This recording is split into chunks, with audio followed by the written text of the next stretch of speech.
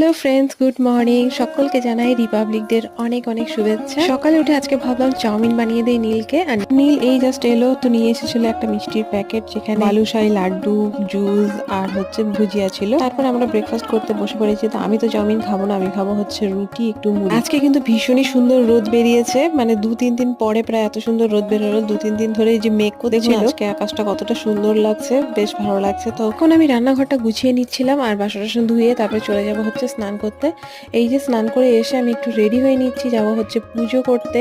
আর আজকে রান্না বান্না তেমন কিছু তাড়া নেই, আজকে ক্যাম্পে খাওয়া দাওয়া করে নিবে, তো সেরকম কোনো ঝামেলা নেই, সেই জন্য আর কি একটু ধীরে সুস্থেই করছি। এখন চলে যাব পুজো করতে। আর আমার এই যে রান্না বান্নাও কিন্তু হয়ে গেছে। আমি করেছি হচ্ছে ভেজ ডাল, আলু, ফুলকপি, মটরশুঁটি এগুলো দিয়ে, আর করেছি হচ্ছে ডিম আলু ভাতে দিয়েছি, স্যালাড আর বেগুন ভাজা। আমার কিন্তু এরকম নর্মাল খেতে খুবই ভালো লাগে। আপনারা কে কে খেতে ভালোবাসেন এরকম টাইপের খাবার, কমেন্টে অবশ্যই জানাবেন। চলুন আজকের মতো টাটা।